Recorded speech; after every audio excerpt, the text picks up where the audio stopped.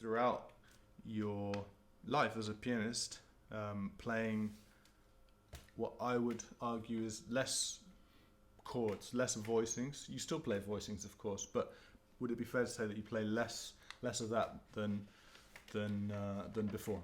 And tell me about that process and how you got there and what you did to get there. Okay. Well, you just explained it. No, I mean, counterpoint. I mean, for me, I think studying classical music made me realise that certainly the kind of classical music that I liked wasn't based on static harmonic progressions, meaning chords that go from one to the other and then you kind of hang the melody off it. Mm-hmm. It was more to do, I mean, counterpoint, I remember I had a bit of a Glenn Gould phase, and I remember him talking, an interview with him where he said, I'm not interested in music that isn't contrapuntal. Mm-hmm. And I think I started looking at music that I already liked and thought, is this contrapuntal? Why do I like it? Because I have to like everything that Glenn Gould's like. Did you find any music that you liked that wasn't contrapuntal? Actually, that I can't remember. I mean, I think all music is contrapuntal to a degree, and I think it's more that if you get too involved in the harmony, you ignore the counterpoint that is actually going on. Mm-hmm. Like with Herbie Hancock, it's like people always want to know what his voicings are, and they ask me, I've got no idea whatsoever, but I can approximate something, you know. And then you want to say, yeah, but that's not the point. Yeah, you know, like listen to what he's doing between the hands. Mm-hmm. And for me, it was like listening to that and listening to Glenn Gould playing Goldberg variations and listening to Fela Kuti and listening to Stravinsky, like all these things kind of drew together. And then when I heard Bill Frisell, mm-hmm. in some way he was doing that as well. Yeah, he was already doing it, kind of thing. In a sort of super reduced. But way. I did, you know, that's a kind of way of thinking about it. But actually, I did also spend a lot of time in my 20s practicing the Goldberg variations and living off God knows what. I think I signed on for a bit, did a tiny little bits of teaching, but I kind of obsessively practiced it, and that just seeped in to everything. Yeah, you know. So part of it was just whatever you put in eventually will come out. You know. Mm-hmm.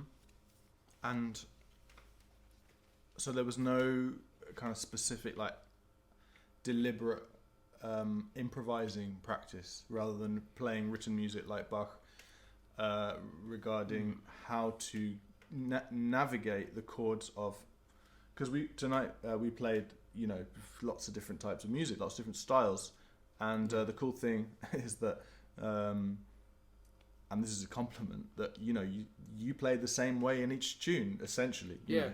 And that's a huge compliment actually, because if each tune sounds like a different person, then you have no identity, blah blah blah.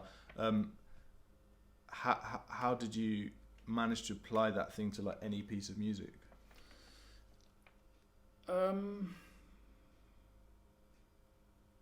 Well,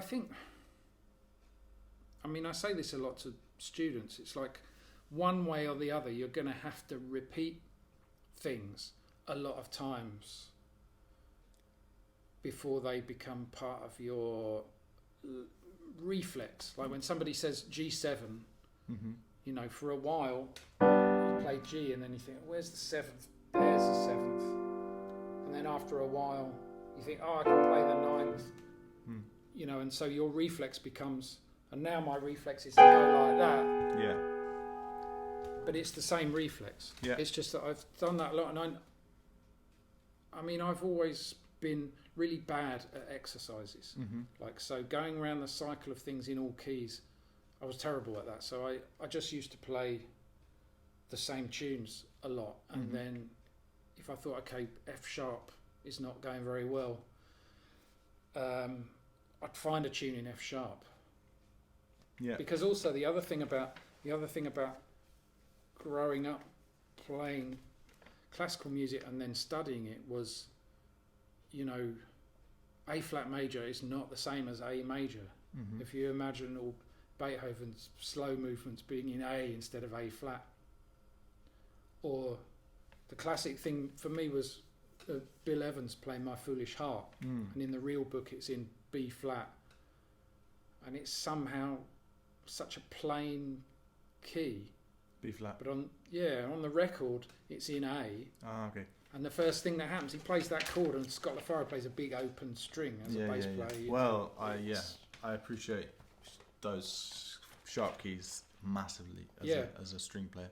So do you have a specific personalized relationship with different keys, like they did, you know, for most of history until it kind of became standardized and all keys were equal?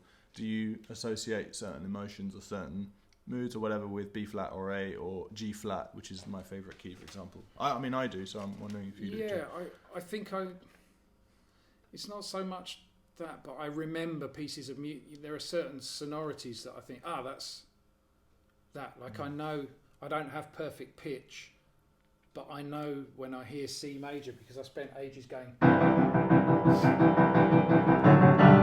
badly, you know. Sounded great. So, and do you think that thing of keys is to do with association?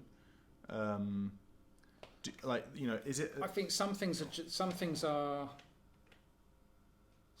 acquire meaning because the key becomes important. So, like, you know, as a teenager, when I used to practice that Beethoven sonata, it acquires some other meaning because the whole thing resonates in a certain way, and it's part of the information going into your brain. So you can't, in contrast to, for me, playing the same licks in every key, you sort of neutralize the key somehow. I completely identify with that. And I know that some people, I know saxophone players feel like they have to work like that because the kind of mechanics of hearing the music and feeling the music are different because they're floating in a different, in a most peculiar way. You know, but for me personally, I mean, eventually you just find a way to get things done. And if somebody is telling you that this is the only way you're going to do this, and you can't do it, but you love the music, then you have to tell them to sling their hook and do it a different way. You know? Yeah. That voicing you played, that G7 voicing you played, which, you know, has the same function as G major, but is spread out, and I think one of the things that makes your sound really identifiable and distinctive, I suspect it comes down to a lot of things that you've rejected rather than a lot of things that you choose to do.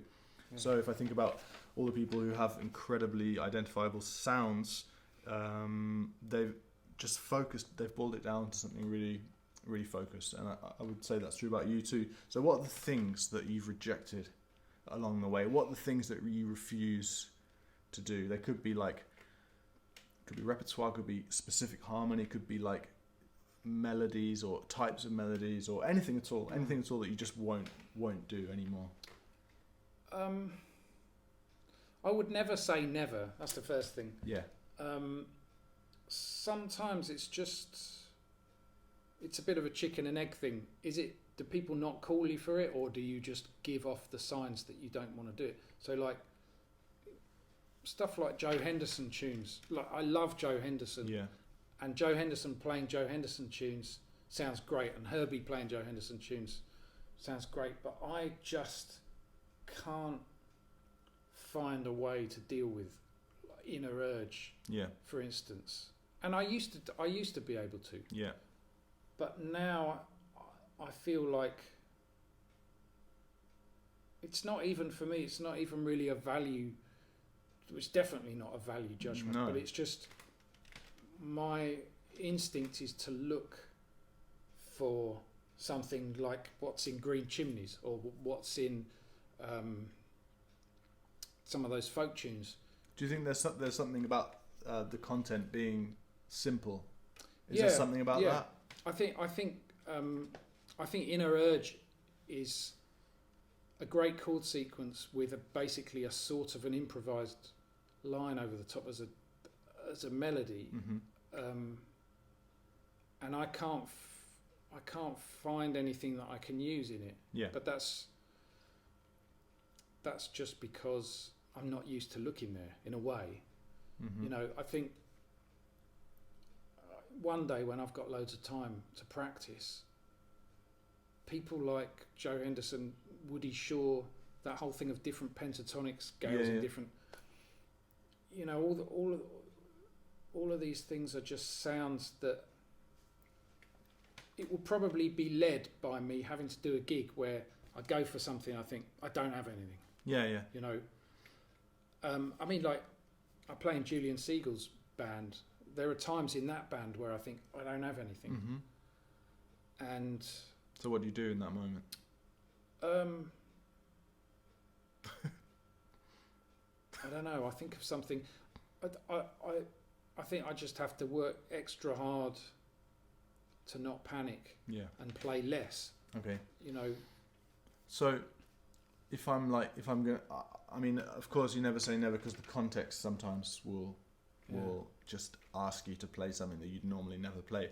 But just play me something. Go on. Just see if just try and play me something that you hate and you'd never play. I know that's really difficult and putting you on the spot, but there must be something. Like, for example, something, because the other day you was talking about Keith Jarrett's kind of. I mean, we love Keith Jarrett, right? He's amazing. He's a genius for sure. But you know, like the most sentimental Keith Jarrett. Just play me something like that. Well, okay, The Melody in the Night with You. You know that record? Yeah. Maybe if I went back to it now, but at the time, I just thought, no, this is kind of syrupy, and it's got the edge has been taken out. Okay. And there are some people I like Lyle Mays with Pat Metheny, but that's like, no way I'm going anywhere near that stuff. Okay. You know. Why Wynton is that? Kelly. Now they're all coming out, you see. Yeah. Wynton Kelly I love, but I just can't do that triplety thing that he does. Yeah. And loads of my students used to bring transcriptions. They play it, and they play these things perfectly, and they say, "Oh, is it all right?" I was like, "Yeah, sounds great. I can't do that." Yeah. So, okay. So, I mean, I know, I could force you into it if I persisted, but I know it's hard to just play something you hate because, it's hard because you're probably thinking there's probably a time where I would actually do this, and I understand that, but I still maintain that there are lots of things that you definitely don't do. Definitely. And that I would argue there are a lot more things that you don't do than most people don't do. Yeah. Pretty much everything that Chick Corea has ever played. Right. And I went through doing La Fiesta in Spain and all those kind of things just when I came out of college, and really loved it. Yeah. But the thing is, for the people who don't know what those, you know, for the lay people who don't know what Chick Corea is, just give us an example of what that is. And we're not having to go at Chick Corea because he's obviously amazing. It's just like the personal thing of what you decide to reject in forging your musical identity. Okay, so like let's pick a tune like In a Sentimental Mood. Yeah. I would never go.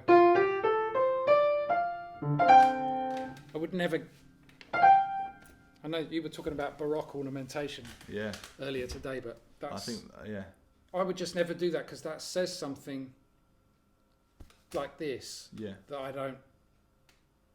I mean, you've just nailed it. You just nailed what I wanted. So I'm gonna go on because that's this. What is the relationship between irony and cheese in music? Whatever the difference is, it's either side of a pretty fine line. Sure. You know.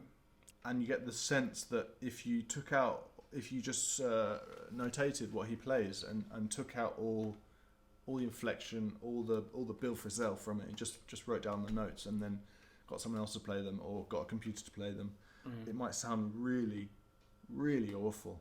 Not always, but sometimes, and that's the bit that's hard to understand, isn't it? Yeah, I mean, it's like Johnny Hodges, isn't it?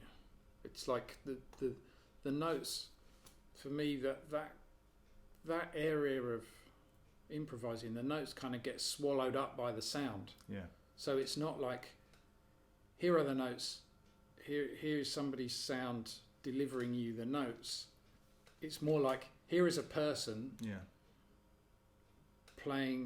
making sounds, and here are the notes that they're using, so they fit in with everybody else. But people have to fit together. But it's like with all that Ellington stuff, that Ellington horn section, they're all pulling at each other.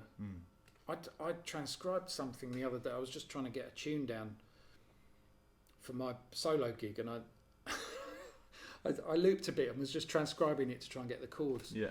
I thought, wow, they're so out of tune.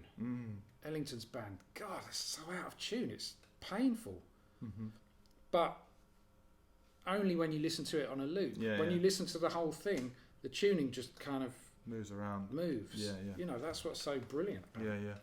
So, would you say that the irony, we can call it irony, or we can just call it nothing? I mean, it's definitely like a sense of humour, or a kind of dryness, or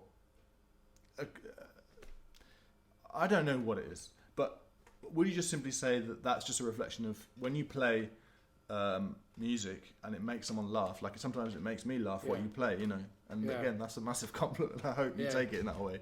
Would you just say that's just a reflection of your personality and no more? It's not like you're deliberately thinking about how to connect, like playing, a cheesy ornament in an ironic way so that it becomes cool. Yeah, I mean that's a big question. I mean, I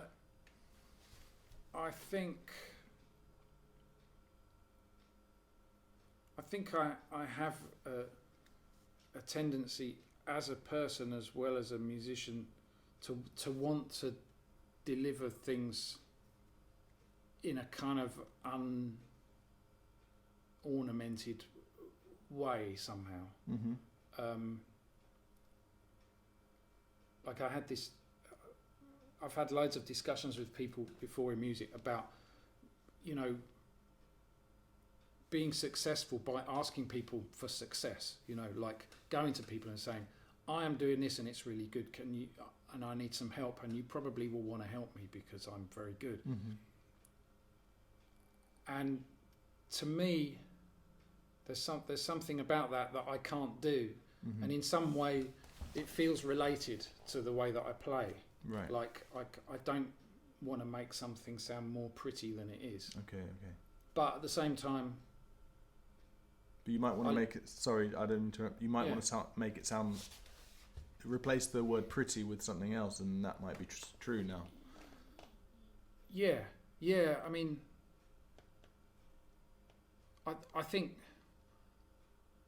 a lot of this was just hearing Monk for that first time and hearing how he sort of, and Miles Davis as well. Actually, that was a very important point. Yeah. That they play and then they stop and you're waiting for them to do something, and then when they do it, quite often it's funny and you do laugh. Yeah.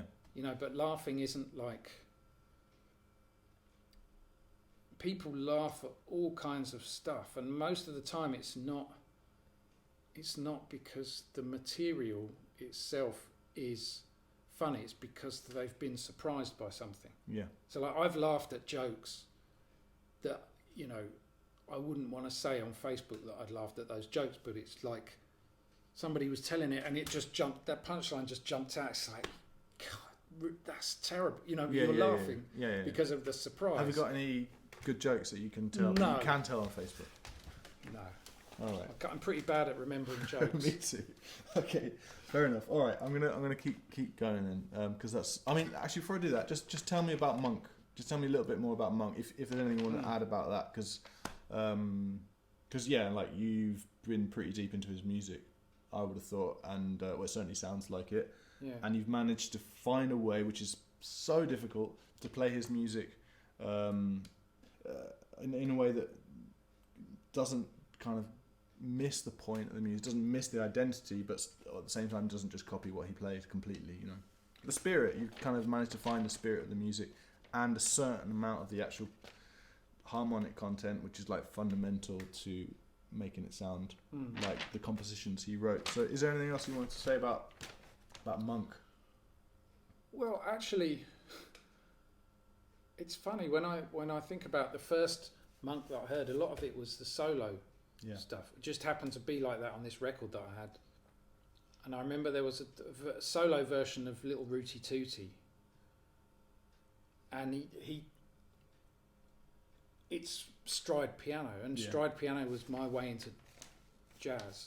Okay. And also, the thing about stride piano is, I mean, I could never do it like properly, but sort of stride, stroke, ragtime, you realise when you get the feel between your hands right, suddenly it kind of comes to life. Yeah. It sits basically. Yeah. It's like you're working in a kind of a rhythm section thing. And Monk, I think Monk just had that massively. His stripped down kind of stride thing. And in some ways I'm always thinking of that. You know, that's the link to the source. The same with Ellington.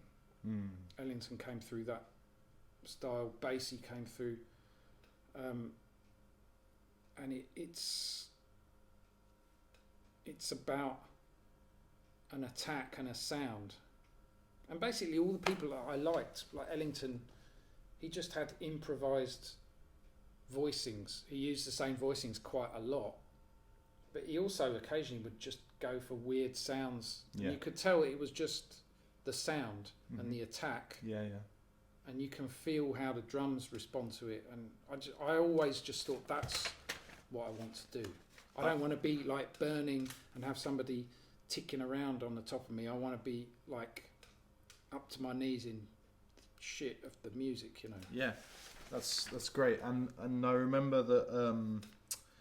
I remember because you gave me my first ever jazz piano lesson in my life, right? When I was 17. In Birmingham? Yeah. And in that lesson there are a few things I remember from that lesson, and some of those things have, you know, I remember them because they were great and they stayed with me. One of them was, you said something like, I love Duke Ellington because when he plays a low fifth on the piano, you just know straight away that it's him. So just play as a low fifth so everyone knows what we're talking about. Exactly. So, you know, if I played that low fifth, it wouldn't sound anything like Duke Ellington. And, you know, I'm not saying you sound like Duke Ellington either, but tell me about this thing of piano sound, and just talk to me about piano sound, because that's a super interesting area. Yeah. Well, you can I don't know. I mean, I know you can make a really good sound on a piano. Yeah, but I might not be able to make that sound. No. And that's a sound that's more to do with jazz. Yeah. Probably. I think the key for me is that there are simple sounding things that are complicated. Yeah. You know, and people like Monk and Ellington, I think I've heard people say that Ellington can't play the piano. I've heard people say obviously that Monk can't play the piano, but they refined the sound of what they did. So when you look at a transcription of Ellington, you know, it might go or something. Yeah.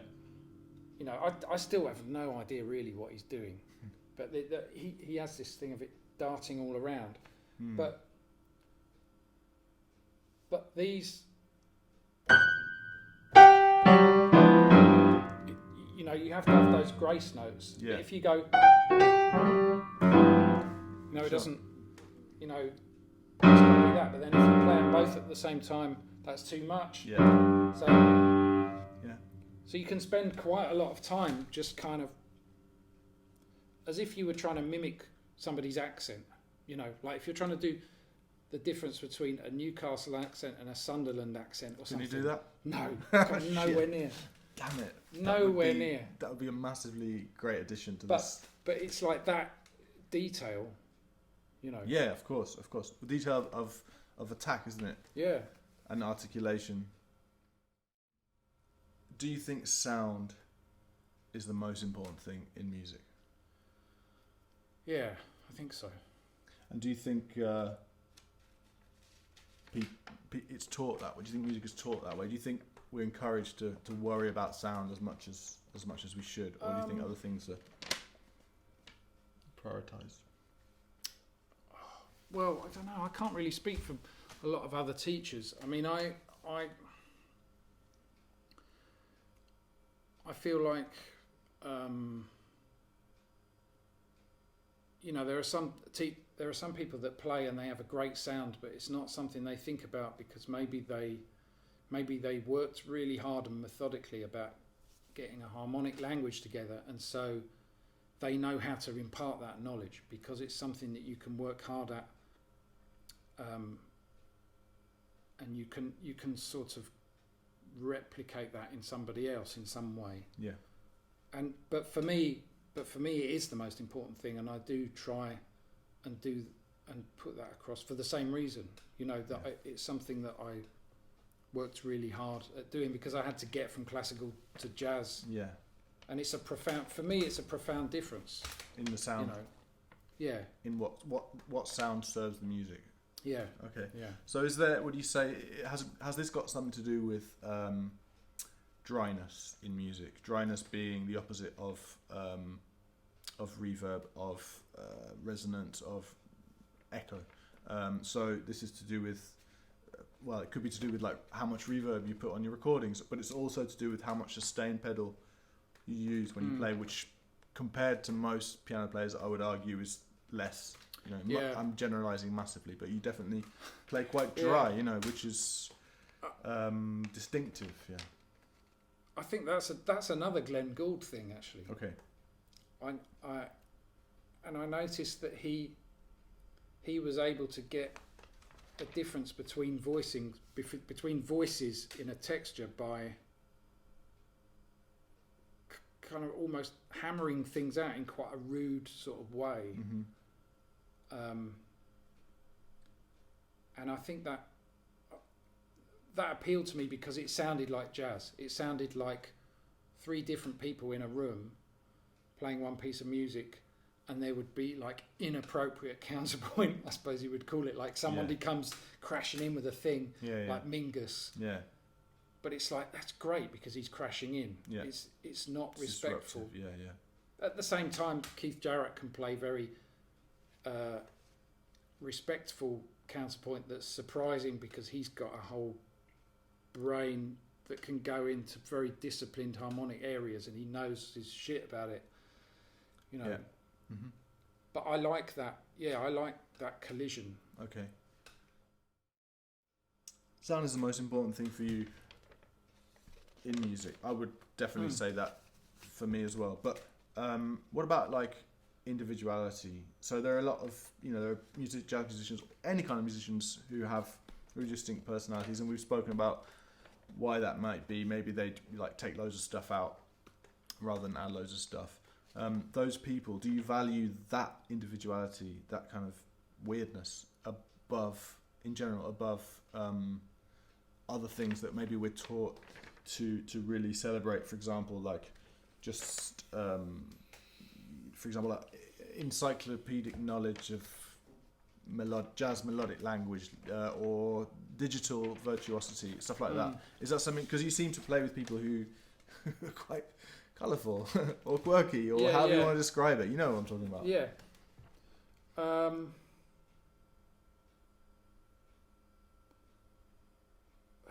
yeah. Some people make that work and some people don't. For me,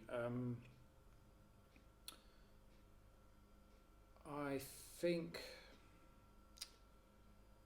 I mean, I certainly would say that individuality is something that you can't really aim for it. I think you just one day you look back at things you've done and you think, oh, actually, that thing and that thing are both quite good, and they're both quite similar, and people are saying to me that I'm individual, and it's something that is kind of, for me, it's something that's sort of decided by other people by consensus. Like I don't really. I can carbon date all the stuff that I've nicked from different people. Sure. And I mean, I have tried to nick things from a lot of different places and put them together in a way that's places, different. maybe. Yes, yeah, or people that are not that famous. Exactly. Yeah. And I think, I mean, I was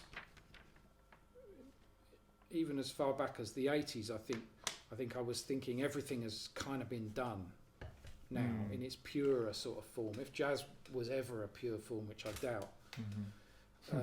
Yeah, me too. I think, you know, the only way to feel like you are contributing something beyond just doing something that makes you feel good, and maybe that's enough. That's another debate, I suppose. But the only way to feel that is to assemble the huge amount of stuff, and the huge amount of choice. Even in the 80s, there was loads of choice. Now it's just ridiculous. Yeah, you know. So there's no excuse really to not come up with something. You know, so there's a lot of stuff out there. Just look further afield. You know. Okay. Tell me about how you remove things from your piano playing to make them more interesting, or specifically more dissonant. Okay, so. Or if you don't want to be specific, then you could speak about that more generally, because I suspect both versions have an answer. Yeah, I mean it's. How I was reminded about this, thinking the other day when I heard somebody saying to somebody, "You've got to think outside the box," you know, which is the most inside the box thing you can say to anybody. And I was thinking, what would be a really witty response to that? And I thought, well, I'm not witty, but like kind of intelligent. Something. I'm grasping at straws. Yeah. Go on, tell us. But I think like look a bit more carefully at what is inside the box before you go out of it. You know. Yeah. And then there's a thing about harmony where if you have a G7 chord, then you think, okay, that's too boring. We'll have that. That's too boring. We'll have that. There's not enough in it. We'll have that. We can also have that. 1, 2, 3, 4, 5, 6, 7. So then you've got.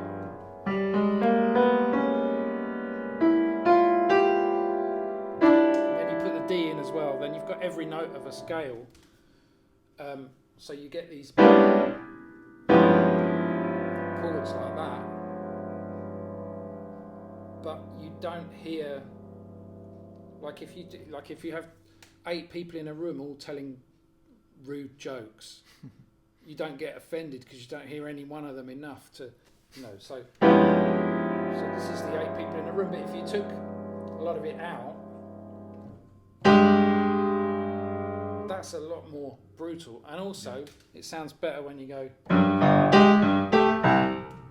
Sure. To me, that's just the sound that I like. Yeah. If I was Fred Hirsch, I would like something else, or if I, you know. Sure. But it's also true that type of harmony, you know, it's not like it's new. It's already. I'm talking about the dense harmony. It's already been around for, 150 years more or less. Yeah. So I've heard a lot of people who don't like jazz or don't listen to jazz. Maybe they don't know whether they like jazz or not, but they don't listen to it, and they're not musicians. I had a lot of people say the same thing, that they find jazz stressful. Yeah. Stress is a thing that people associate with jazz, and actually, to be honest, I associate stress with some types of jazz. Not so much playing it, because I always have a good time playing it, but listening to it, I find it stressful sometimes. Definitely not listening to you play. It's stressful, nor is it stressful listening to all the people we've spoken about tonight. But is there anything you want to say about that? Well, another story from when I was younger, and I was getting into Scott Joplin, Jelly Roll Morton, Fats Waller, Duke Ellington. That was all great. I loved all of that. It was all full of space, and it grooved, and it was very clear what was going on. Yeah. And I remember a lot of this stuff was my dad's records, and he had a record, Cannonball Adderley, Live at the Lighthouse. Mm-hmm. I remember putting that record on, and I don't know if you know that record, but it starts with a tune called Sakawo, and it's like, and it's like real sort of, groove. They play the head.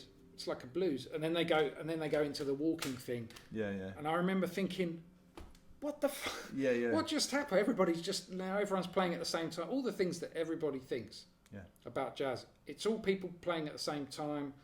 I can't hear what's going on. I can't hear where the time is. I can't hear where the chords are. There's no tune. Everyone's playing too fast. Mm-hmm. Now I listen to that record, and it's like, I can't believe anyone wouldn't find it accessible, but I still know. I can still remember that feeling when I put it on. And I think it's in some ways, when I listen to jazz records, I'm kind of translating it into a live thing. I'll put on like Miles Davis at Cellar Door with Keith Jarrett, those records, and it's like it's a racket, but I somehow I can project into my head what it would be like at the gig, and I listen to it like that. Yeah, and it's totally exhilarating. Yeah, and partly, I mean, the last album I did with Seb Rochford and Tom Herbert, where I was using electronics, I tried to not make it that kind of record. I wanted it to be a record that you could put on that draws you in. Yeah. So again, like you say, there's stuff you throw out. Sure. And I played keyboards and piano at the same time, which made it more difficult for me to get around. So there was a lot more space in it, and some of it wasn't intentional. Some of it was just me thinking, shit, if I turn that on, and it was all live. People say, well, how did you do all those overdubs? It's like, what overdubs? Yeah. But do you think there's something about do you think we don't do enough of this in jazz, and this being making what we improvise really, really connected to the composition? So avoiding that thing of playing a melody which has a really identifiable character, and it's not like walking swing, whatever it is, and then suddenly just completely abandoning it and just defaulting to a sort of standardized way of improvising. That's what you're describing with that Cannonball Adderley thing, right? Even though you really like it. Yeah. But that's what it is, right? They kind of throw out the whole groove thing, that type of groove, when they're improvising. They don't use it anymore. Yeah. And I think that happens all the time, and I don't know why. Yeah, I mean, I guess they were sort of flirting with that groove in a way that Cannonball Adderley later on grasped it a bit. Yeah. But for example, in your tune that we played earlier today, not your tune, your arrangement of the tune from Oliver, Who Will Buy. So you have this riff that you play. Just play the riff, the right hand bit. Yeah, that right hand bit, and you play it, and then the tune happens on top of that, and it's got a really clear identity, and the groove is slightly ambiguous. It takes you a while to figure out what it is, but you enjoy that ambiguity because the melody is really simple on top, and it sort of floats on top, but in a really clear clear way that kind of grounds you. And then when you start to improvise, that it all suddenly sort of stops, doesn't it? Yeah. And is that something that you like, or is that something that you did on purpose, or is that something that just happens as a result of just the sort of accepted rules of how you play jazz? I don't know what that is. I think at the time I liked it, but I felt like it was a bit of a weak spot in the tune. I couldn't. I mean, at the time I was listening to this guy Wayne Horvitz. Yeah. And he's sort of a jazz pianist, but he's not really. He's kind of an free improvising rock, funk kind of. He's been on a lot of scenes, but you would never transcribe a solo of his particularly, and his music wasn't really designed for jazz musicians. So I was writing like that, but then I was working with Stan Saltzman. So I suppose the challenge for me was trying to put those things together. And I didn't want to write a Stan Saltzman piece for Stan Saltzman to play with me. Of course. But now I suppose I kind of think I was a bit more willing to accept weak spots in composing then. Well, that's the thing. I don't think it's a weak spot in the writing. And I wouldn't say it's a weak spot, because I absolutely love this record. But it struck me listening to it, even when I was a kid, that at that moment in the music, and people don't know it, they can go and listen to it. It's an amazing record called In the Meantime. At that point in the track, it's as if everything that you've built up till that point gets either forgotten or put to one side, deliberately abandoned, Yeah. And then it comes back later. And that sort of feels, if that's a deliberate thing, then I get it. But if it's not the deliberate thing, then I find it strange, and I'm not. Actually, I think I know the answer to this. Right. For me, on that record, those little bits after the main head, the blowing, and then the bit which is actually the bridge of the tune, but feels like an interlude because it's separated for quite a long way. For me, it all works because I really like the coda. I really like the D, B, G thing, which was like a sort of. I thought, it sounds a bit like the Stravinsky Symphony of Psalms. Play us that bit quickly, so we know what we're talking about. The coda. Just the little, just the right and left on. So it's that thing again. But on the top, there's the.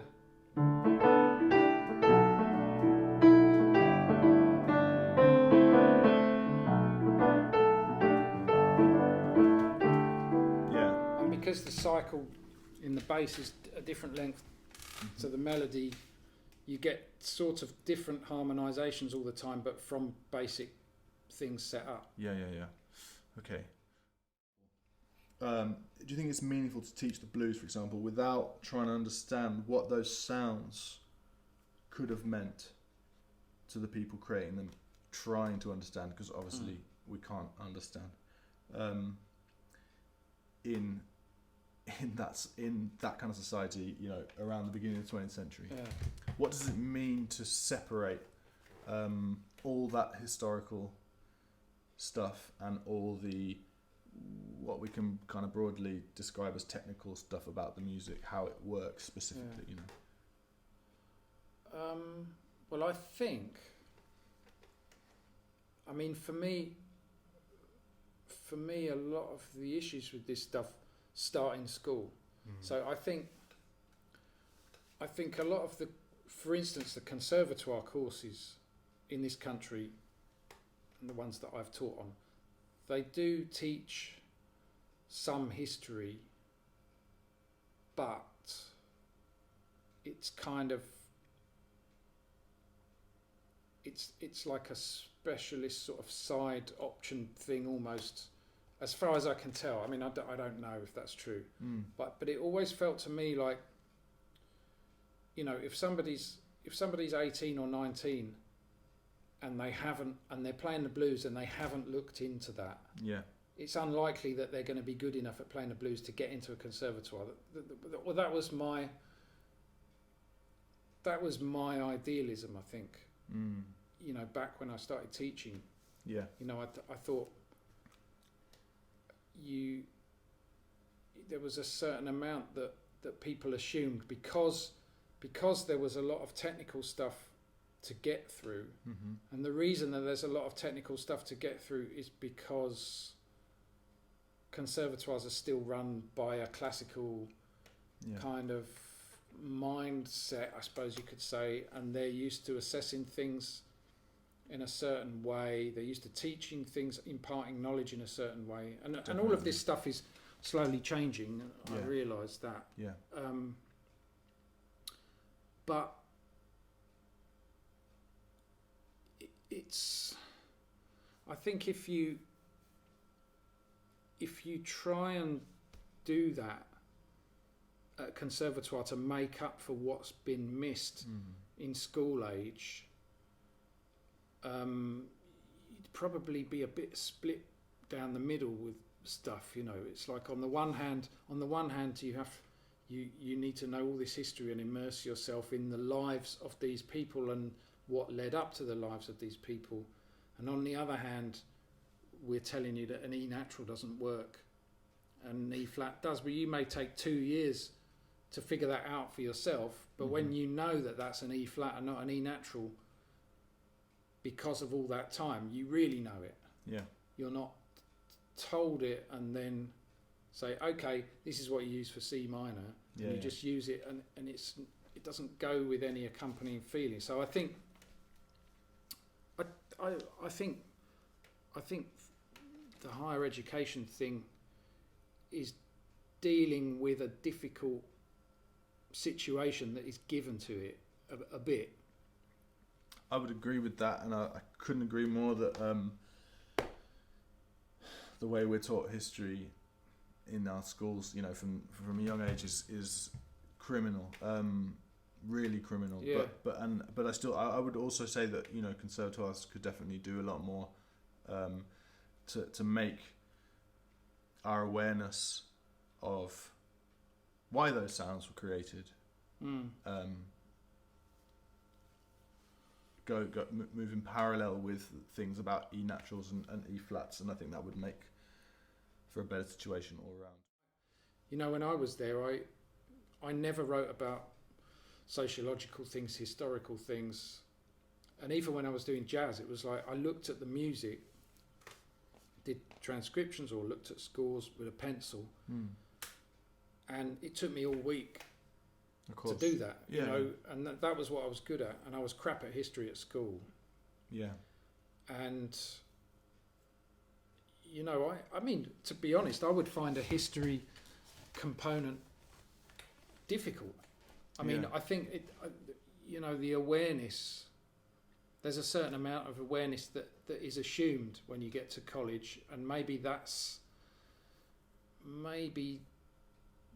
needs to be reevaluated. Well, I think that assumption is sort of misguided. Yeah, it could be. And I mean, it may not only be misguided, it might also be sort of deliberately.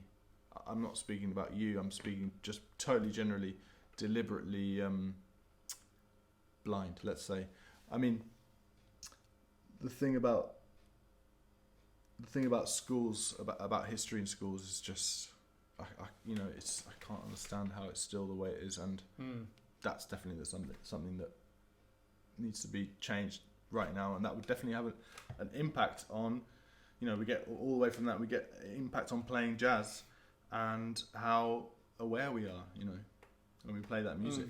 It just seems so obvious to me that something has to be done about that, and it's difficult to, like you said, correct all of that ignorance, because, you know, that's part of the reason why this country, many countries, but this country in particular, is so unbelievably ignorant about our history, and I'm sure you'd agree. Yeah, well, we've got a pretty big reputation to lose, haven't we, from finding out about it? And exactly, yeah.